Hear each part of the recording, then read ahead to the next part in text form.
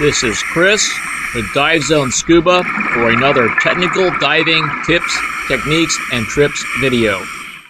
Hello divers, thanks for joining me today. The subject of today's video is regulator hose swivels, the good, the bad, and the ugly. So I was recently instructing a TDI Advanced Nitrox course, and the student in the class started to develop a leak with his regulator hose. He had a swivel on it, and it was actually the swivel that was causing the leak, and it took some while for us to resolve the problem, and in fact it kind of created more problems, and the whole situation brought me back to the fact that I don't like to use swivels at all in technical diving courses, and so what we're going to do is we're going to talk about different types of swivels today and some issues that you can have with them. Since the hose was actually long enough, the first thing that we did was the obvious thing. We removed the swivel from the regulator and the hose. After we removed the swivel from the hose and the regulator, we discovered a new problem. The problem was now that the regulator could not swivel on the hose. We attempted to solve the latest problem by trying some spare hoses. As it turns out, all the divers' hoses were braided hoses from the same manufacturer. It was the braided hoses, not the regulator, that had the problem. To me, this whole experience just reinforced the fact that I would not want to use a swivel unless I absolutely had to. The use of any type of swivel introduces the necessity for additional O-rings, any one of which could fail.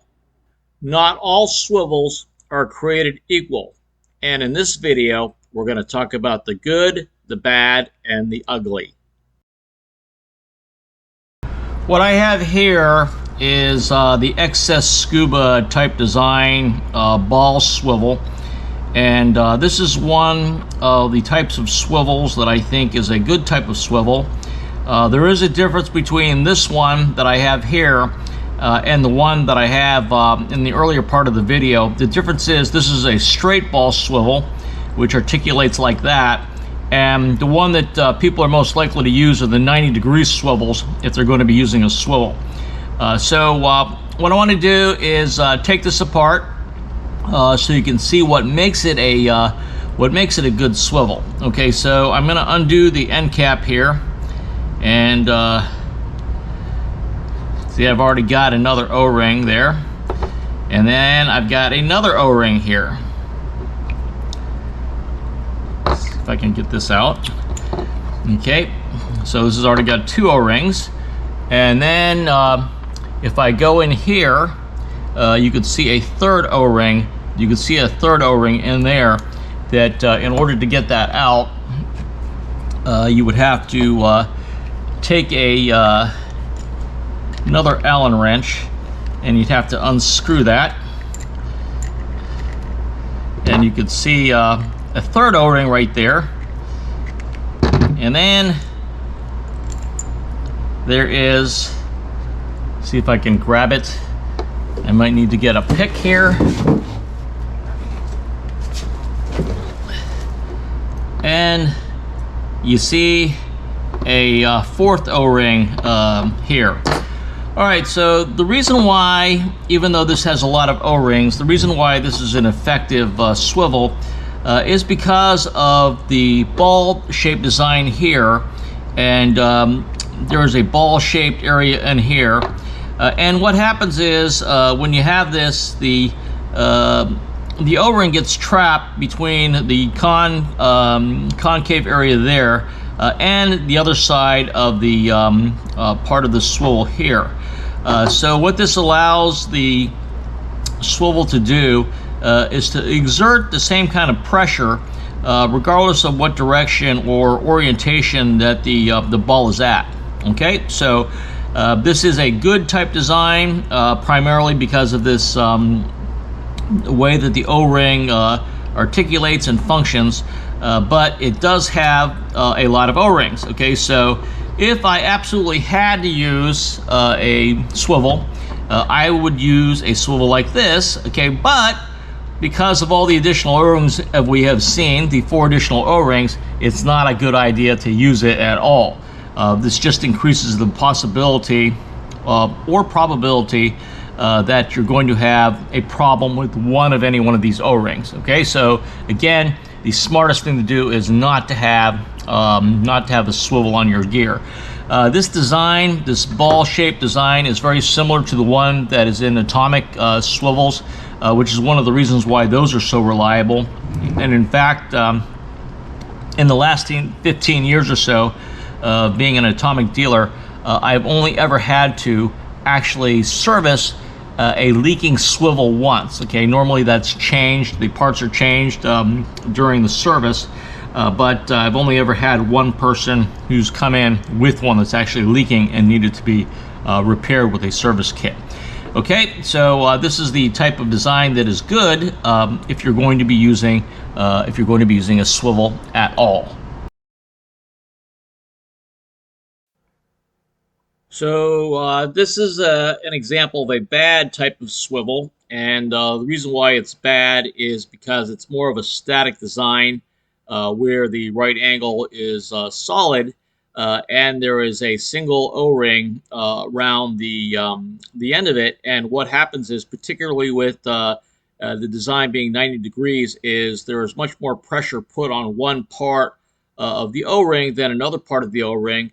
And so as a result of that, what happens is the O-ring has a tendency to tear a bit more than it would otherwise, particularly in comparison to a straight regulator hose fitting. And so as a result of that angle that pressure is put onto it, it is very has a tendency to have a much shorter lifespan. So when I was doing a lot of public safety diving, you use a 90-degree swivel like that in order to route the full face mask hose underneath your arm. We're always having those types of swivels fail. So this is an example of a bad type of a regulator swivel. So this type of swivel here on this side is an ugly type of swivel design, and it has a particularly ugly price. If you order the genuine thing, you might be paying actually over $100 for this swivel in comparison to the XS Scuba swivel, which is much better and much cheaper at around $60. So what's wrong with this? What's wrong with this swivel? Okay, so it actually consists of 2 hemispheres at an angle, which rotate around each other. And so what that means is you don't get a true 360 type articulation like you do with the ball type swivels from Atomic or from XS Scuba.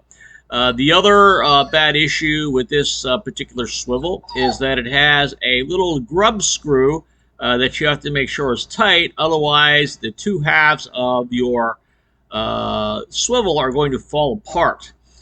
Then, of course, the last part is that it has the same kind of bearing problem that the 90-degree angle solid swivels have, in that the O-ring, which is trapped between the 2 hemispheres, has pressure exerted on it, not in an even manner like a typical ball swivel.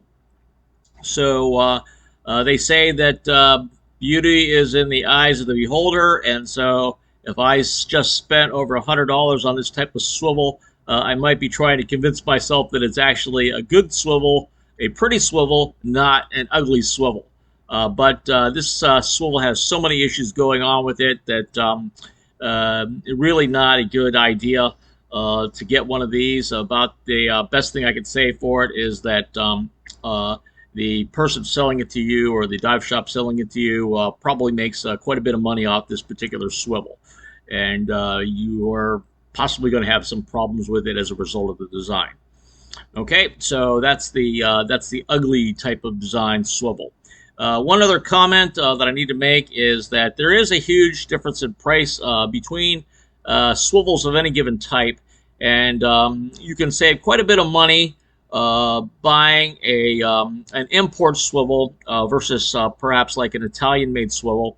And sometimes you get lucky, but a lot of times you don't. And a perfect example of you not getting lucky is this whole issue with the incompatibility of the flexible braided hoses that are imports versus the high quality ones that are generally made in Italy. All right, so that's Swivels, the good, the bad, and the ugly. This is Chris. Thanks for watching, and please subscribe.